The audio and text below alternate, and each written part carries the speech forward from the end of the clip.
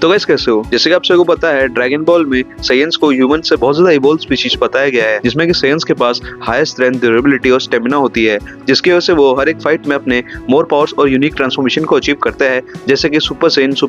Super Saiyan 3 और super Saiyan 4 and so on. पर हर एक साइयंस के साथ ऐसा नहीं होता, और इवन गोकू और वेजिटा के साथ भी नहीं। जैसे कि गोकू ने अपना साइयन पाथ को छोड़ के एंजल पाथ को अचीव किया, और उसी के साथ साथ वेजिटा ने अपने गॉड ऑफ डिस्ट्रक्शन के पाथ को, और साथ ही साथ गोहान ने भी अपने पोटेंशियल को अनलॉक करके एक अलग पाथ का यूज किया है। तो इसीलिए इस वाले वीडियो में हम लोग डिस्कस करने वाले हैं साइयंस के डिफरेंट पावर्स और उनका अलग अलग पाथ, और लास्ट में हम लोग कंक्लूजन देंगे कि मेरे हिसाब से किस साइयन का पाथ सबसे ज्यादा स्ट्रॉन्गेस्ट और पावरफुल है। सबसे पहले बात करते हैं एंजल पाथ की, जो कि है गोकू का अल्ट्रा इंस्टेंट। तो ये एक तरह से एक फॉर्म नहीं है, बल्कि एक टेक्निक है एंजल की, जिसको कि एंजल्स अपने बेस फॉर्म में ही यूज कर सकते हैं। और इस फॉर्म को मास्टर करने के लिए या फिर सिर्फ सीखने के लिए ही गोकू या फिर और भी कोई गॉड या फिर मॉर्टल को काफी ट्रेनिंग करनी पड़ती है और माइंड को पूरी तरह से शांत करना पड़ता है। और इस फॉर्म को हमारा गोकू टूर्नामेंट ऑफ पावर में जिरेन के साथ फाइट के दौरान यूज करता है, जिसका नाम है अल्ट्रा इंस्टेंट साइन। और ये अल्ट्रा इंस्टेंट साइन एक अल्ट्रा इंस्टेंट का पहला प्रोसेस है, जिसके बाद उसी टूर्नामेंट ऑफ पावर में कुछ एपिसोड्स के बाद गोकू उस फॉर्म को मास्टर भी कर लेता है। और इस वाले फॉर्म में कैरेक्टर पूरी तरह से अपने बॉडी के इंस्टेंट पे निर्भर रहता है, और माइंड में बिन कोई भी थॉट्स को इमेजिन किए कैरेक्टर की बॉडी अपने आप अटैक्स को अपने हिसाब से डॉज करती है। और इस टेक्निक में कोई भी फाइटर अपने बॉडी में पूरी तरह से निर्भर रहता है, और माइंड में कोई भी थॉट्स ना आने की वजह से वो हर एक अटैक्स को कैरेक्टर की बॉडी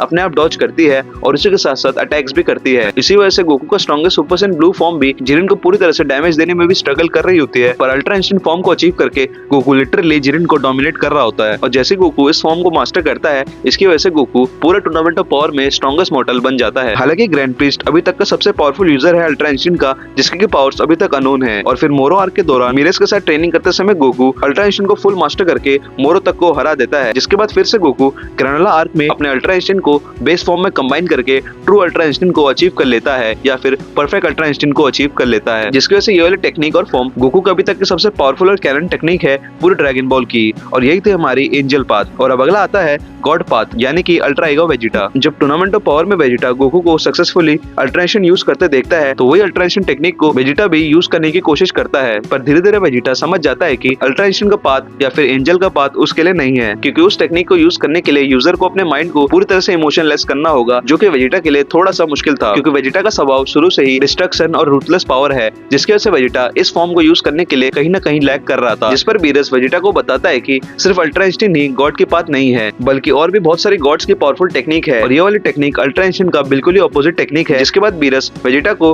हकाई टेक्निक के बारे में बताता है, जो कि mostly God of destruction use करते हैं। जिसके बाद बीरस के साथ ट्रेनिंग करने के बाद बीरस वेजिटा को अपनी इयररिंग्स देता है, जिसके बाद वेजिटा फाइनली अपने अल्ट्रा ईगो ट्रांसफॉर्मेशन को अचीव करता है, जिसकी वजह से वेजिटा के हेयर्स, पावर्स और मोस्टली ऑरा पूरी तरह से पर्पल हो जाते हैं। और ये फॉर्म में वेजिटा सही में बैडेस लगता है। और ये वाला ultra ego technique ultra instant से पूरी तरह से अपोजिट है, क्योंकि इस फॉर्म में यूजर जितना ज्यादा डैमेज लेता है, वो उतना ज्यादा इवॉल्व या फिर पावरफुल होता जाता है, अपोजिट टू अल्ट्रा इंस्टेंट, जिसमें कि यूजर अपने सारे अटैक्स को डॉज करता है और फिर अटैक करता है। और अल्ट्रा ईगो हमें ऑलरेडी टूर्नामेंट ऑफ पावर में भी दिखाया गया था, जिसमें कि टोपो, जो कि नेक्स्ट गॉड ऑफ डिस्ट्रक्शन बनने वाला था, वो इस अल्ट्रा ईगो टेक्निक का यूज करता है। और ये वाली एक तरह से गॉड ऑफ डिस्ट्रक्शन की ट्रेनिंग होती है, ताकि अगला यूजर गॉड ऑफ डिस्ट्रक्शन बन सके। तो शायद से वो अगला गॉड ऑफ डिस्ट्रक्शन बीरस के बाद वेजिटा ही है। हालांकि ये वाली टेक्निक अल्ट्रा इंस्टेंट से काफी ज्यादा कमजोर है, बल्कि वो एक्सपीरियंस भी बहुत लैक करती है। अटैक पावर की बात करें या फिर एक्सपीरियंस की बात करें या फिर विन रेशियो की, क्योंकि वेजिटा ने अभी तक जितने भी फाइट करी है अल्ट्रा ईगो में, वो हर फाइट में हारता गया है, भले वो ग्रेनोला से हो या फिर गैस से हो, जो कि थोड़ी अजीब सी है इतने पावरफुल टेक्निक के केस में। पर ऐसा भी हो सकता है कि अल्ट्रा इंस्टेंट की तरह इस फॉर्म को भी वेजिटा को मास्टर करना होगा, जो कि अभी तक वेजिटा ने नहीं किया है। तो क्या पता अगर वेजिटा इसको मास्टर कर ले, तो शायद से उसकी पावर्स पूरी तरह से बैलेंस हो जाए और वो उसको मास्टर अल्ट्रा इंस्टेंट की तरह अच्छे से और फुल्ली कैपेबल में यूज कर सकता है।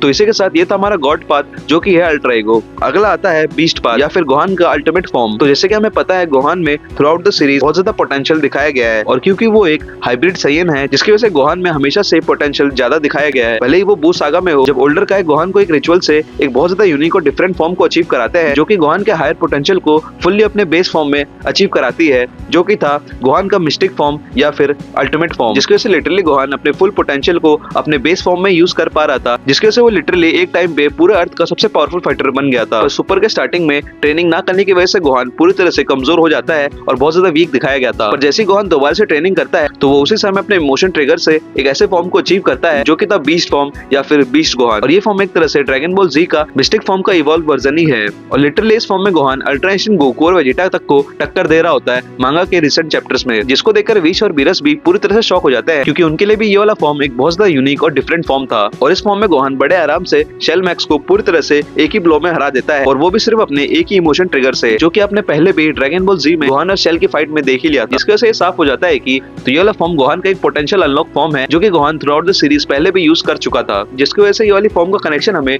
थ्रू आउट द सीरीज दिखता है। तो ये था हमारा बीस्ट पाथ। अब आता है लेजेंडरी पाथ, जिसमें कि आते हैं ब्रोली और केल। तो सेयन्स की स्टोरी में ऐसा कहा जाता है कि हर हजारों सालों बाद एक लेजेंडरी सुपर सेयन पैदा होता है, और ये बहुत ज्यादा रेयर होता है। इसलिए हमें ड्रैगन बॉल सीरीज में दो ही लेजेंडरी सेयन दिखाए गए हैं, एक तो केल और दूसरा ब्रोली। इस फॉर्म में दोनों के हेयर्स पूरी तरह से ग्रीन रहते हैं, और दोनों ट्रांसफॉर्मेशन और फाइट के दौरान बजक फॉर्म में चले जाते हैं, यानी कि उनके माइंड में उनका कोई भी कंट्रोल नहीं होता, और जैसे जैसे वो रेज या फिर एग्री होते जाते हैं उनकी पावर्स अपने आप बूस्ट होती रहती है, जो कि हमने Goku Vegeta versus Broly fight में देख ही लिया था। ब्रोली जिसने की नॉर्मल एक बेसिक ट्रेनिंग लिया था, पर जैसे वो अपने लेजेंडरी फॉर्म में जाता है, लिटरली गोकू और वेजिटा को पूरी तरह से डोमिनेट कर देता है, और एंड में गोकू और वेजिटा को अपना कंबाइंड फ्यूजन करके उसे हराना पड़ा, और वो भी अपने सुपर सेन ब्लू गोजिटा में, जिसके से लिटरली ब्रोली फाइट के दौरान एक एक पंच से पूरा डायमेंशन क्रैक कर रहा था, जिसके से आप सोच सकते हो लेजेंडरी सुपर सेन के पावर्स का अनुमान कितना हो सकता है। और फिलहाल रिसेंट ड्रैगन बॉल के मांगा चैप्टर्स में गोकू वेजिटा और व्हीस के साथ ट्रेनिंग करते दिखाया गया है, जिसके से वो अपने इमोशन को कंट्रोल कर रहा है, जिसके वजह से वो अपने लेजेंडरी सुपर सेन फॉर्म को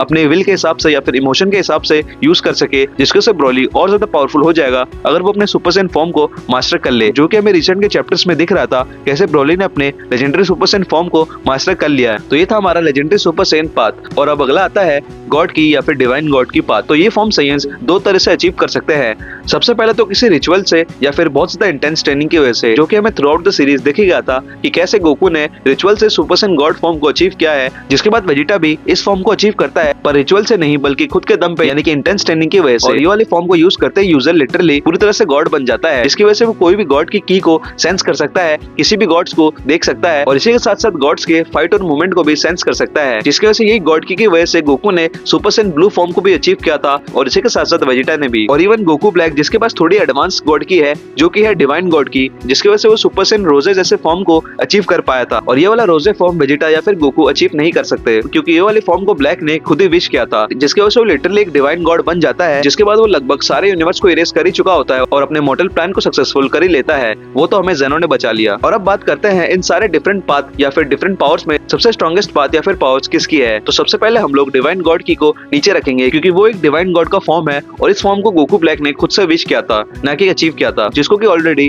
गोकू का ultra instinct tournament of power में सरपास कर चुका होता है। इसलिए इस फॉर्म को मैं सबसे नीचे रखूंगा। जिसके बाद मैं लेजेंडरी पाथ को हटाऊंगा, क्योंकि उस पाथ में यूजर पूरी तरह से बजक फॉर्म में चले जाता है, और वो अपने बॉडी या फिर इमोशन को कंट्रोल नहीं कर पाता, जिसकी वजह से ये चीज भी उसी पे बैकफायर हो सकती थी। जैसे कि ब्रोली अगर वो बहुत ज्यादा बजक फॉर्म में चले जाए तो उसकी पावर्स उसी पे हावी हो सकती है, जिसकी वजह से इस फॉर्म को मैं 4th नंबर पे रखूंगा। और 3rd नंबर पे आता है गोहान का बीस्ट फॉर्म, क्योंकि गोहान ने इस फॉर्म को जस्ट अभी अचीव किया है, जिसकी वजह से वो एक्सपीरियंस, पावर्स और उस फॉर्म को मास्टर करने में पूरी तरह से लैक करता है, जिसकी वजह से गोहान को 3rd नंबर पे रखूंगा। और फिर अगला आता है अल्ट्रा ईगो, क्योंकि वेजिटा की ये वाली फॉर्म बहुत ज्यादा ओवर पावर तो है, पर इसी के साथ साथ वेजिटा ने इस फॉर्म में अभी तक कोई भी विक्ट्री नहीं करी, और इसी के साथ साथ वो एक्सपीरियंस इस फॉर्म को मास्टर करने में और पावर्स में पूरी तरह से लैक करता है। पर अगर वेजिटा इस फॉर्म को मास्टर कर ले तो वो बहुत ज्यादा ओवर पावर और बैडेस्ट कैरेक्टर बन सकता है। और फिर नंबर 1 पे आता है ऑब्वियसली अल्ट्रा इंस्टिंक्ट, क्योंकि गोकू का इसके पास बहुत ज्यादा फाइटिंग एक्सपीरियंस भी है, और लिटरली गोकू ने लगभग इस फॉर्म को पूरी तरह से मास्टर कर लिया है, जिसकी वजह से अब वो एंजल्स की तरह अल्ट्रा इंस्टिंक्ट को अपने बेस फॉर्म में यूज कर सकता है, जिसकी वजह से गोकू के पास टोटली पूरी तरह से एडवांटेज आ जाता है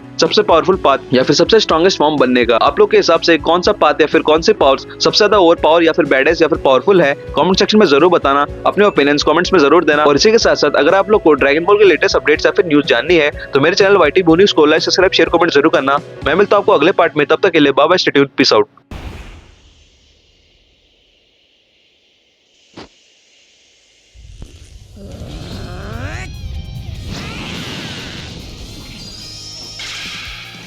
ここで引くわけにはいかねえ。こっからが本当の勝負だ。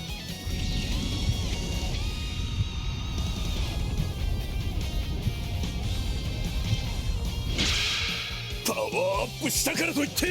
調子に乗るな。じゃあ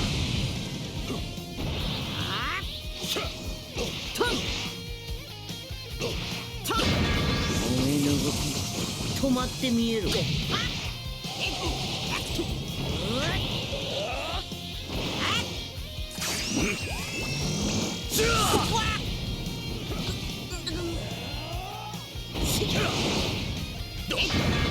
えの動き止まって見える。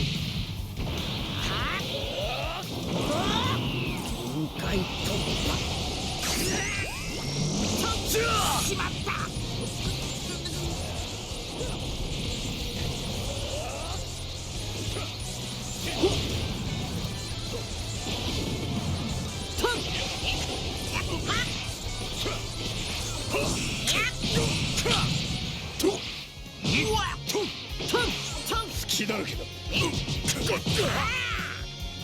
わけにはいかね